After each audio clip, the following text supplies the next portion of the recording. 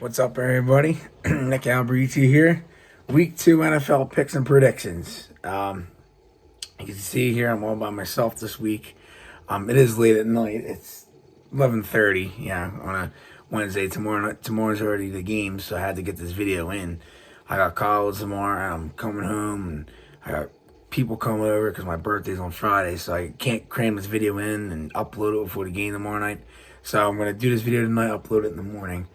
But I'm just trying to get it in tonight. So, so it's a pretty interesting week 1 to say the least.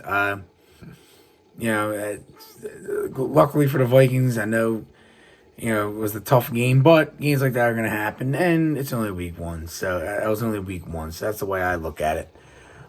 Fix this camera. I don't know what happened to my stand down here. I haven't done a video down here in a year, but I don't know. I forgot my stand, but that's all right. But jump into the games. So we have tomorrow night. Vikings Eagles. Eagles are 6. Over under is 49. And that line was 8 at one point. If the Vikings execute and don't do stupid shit like they did the other day, the O-lineman knocking it out of their hands and stupid shit like that, and if their defense plays like they did before and the Eagles play like they did against New England, look for like a 30-27 Vikings win. But that's a prediction if the Vikings win. But obviously, my gut is telling me we're probably going to lose in Philly just because it's the Eagles effect. Because I'm a Vikings fan, lives in this area, we'll lose. If I was a Vikings fan that lived in Missouri, the Vikings would win this game. So, just because it's the Eagles effect, I'm going to say it's going to be closer than last year. I'm just going to say like a 24-20 Philly. That's my prediction. But again, if you play the right way, I was reading all things. Everybody's saying the Vikings are capable of beating any team. Play the right way. No turnovers. Vikings easily can win this game. So and the Eagles are all banged up too, so that's what helps. But even if we start 0-2, not worried about it at all. Weeks 8 to 13, we're not going to lose a game in that stretch. So just look at the schedule. And on a Sunday, we have Green Bay and Atlanta. Green Bay is a 1-point favorite. Over under 40.5. Tough game. Really tough game. Green Bay beat Chicago and the Falcons beat the Panthers. I mean, tough game. This is a really tough game. I'm just gonna stick with Atlanta, and I just think Green Bay's, they're not good at all. I mean, everybody's on the Jordan Love train. That's why he had one good start. Jordan Love. But I think it's gonna be like a 23-20 type game now. Same thing as Minnesota, Philly, 3-point win, same shit. But Atlanta's home, so I like Atlanta. If this game was in Green Bay, I'd take Green Bay. But I like Atlanta at home. Here's my lock of the week right here. Bills over the Raiders in Buffalo, especially after that bad loss the other night. The Bills are 9, over under is 47. I like the Bills here. Their offense has to do some more. I mean, the Raiders secondary ain't good at all. But I think the Bills win. It ain't cold here in Buffalo, so that's going to help a little bit. So I think the Bills win 31-16.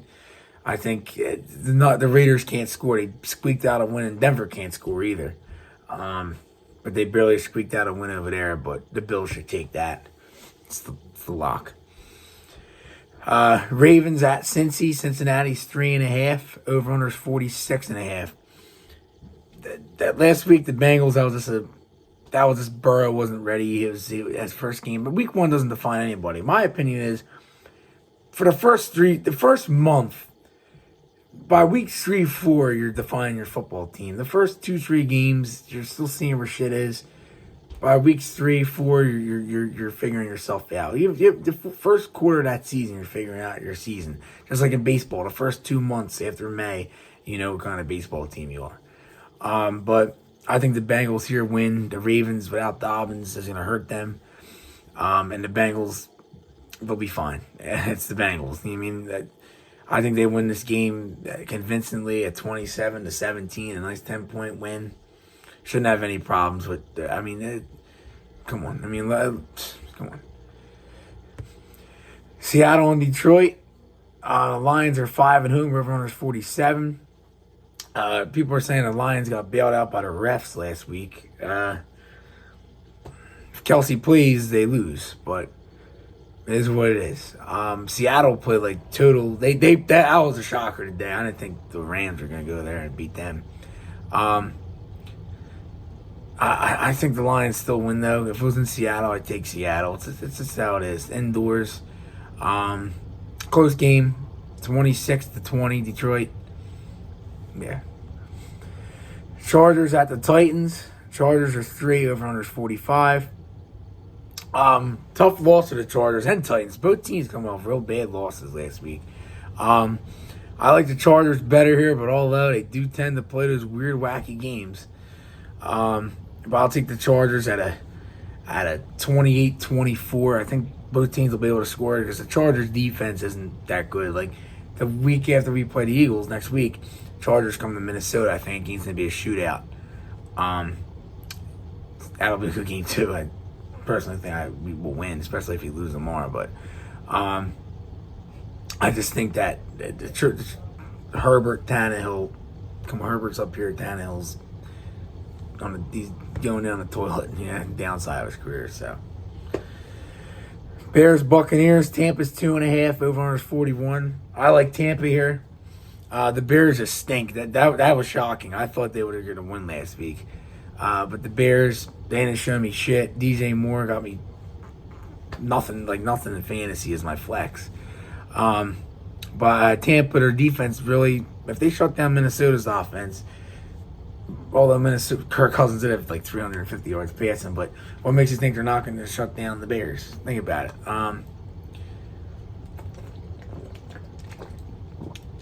I think low scoring. I think like 21-17 Tampa Bay. Being generous, giving the Bears 17 points. But that's how it is. I mean, warm weather down there, so it should be that type of game. Here's probably the game of the week on paper. Chiefs Jaguars. Kansas City's 3.5. Over-under's 51. This is a tough game to choose. If Kansas City's dropping balls and shit like that, Jags easily win, but I still think Kansas City isn't going to start 0-2. It wouldn't surprise me if they did. And if they did, they're still winning that division. But Kelsey's back. I think the Chiefs win this game. I think it's going to be a defensive brawl. I don't think it's going to be high scoring at all. I'm going to say 20-17. I don't think it's going to be high scoring at all. I understand the over-under is 51, but something about that game is telling me it's going to be a struggle for both teams. Obviously, I could be wrong, but we'll see. But I think it's going to be the game of the week, low scoring, final drive type thing. I just think it's going to be a lower scoring type of game. And then we have Colts Texans. Indy's 1 on the road. I originally liked Houston, but then I thought about it, and then my dad was pumping in my head, oh, Indy, Richardson's better than Stroud. I agree. And I think the Colts win at another game that it's like a 24-17. A lot of those scores this week. 24-17 Indy. Who really cares? Both 3rd and 4th place in that division. Then we move on to the 4 o'clock window. 49ers at the Rams. San Fran's 8, 44.5. Give me the Niners here. I think San Fran, they dominated Pitt last week. I'm surprised by that. I thought it was going to be closer scoring. But I think this week the Rams aren't going to do what they did last week. I think the Niners dominate them too, 27-10. I really don't think the Rams, without Cooper Kupp, if they had Kupp there, it'd be a little bit different, but maybe a 7-point difference. Yeah, but then we got the Giants at the Cardinals. The Giants 40-0. They're 5.5 though at Arizona, 39.5. Arizona hung around with Washington last week. I knew that game was going to be not as good as everyone expected, like Washington to kill them wise. But the Giants should win here. They have to score in order to win. Look, I'm going to say 17-13 Giants. Like, there's no thing in the books that's convincing me to say, oh, the Giants are going to win by so-and-so. They can't fucking score. So, we give me the Giants. And we got the Jets at Cowboys. Dallas is 9 over under 38. Aaron Rodgers done for the year. The Achilles tear. If he's playing this game, spread's probably 4. I like Dallas at home after that dominance last week.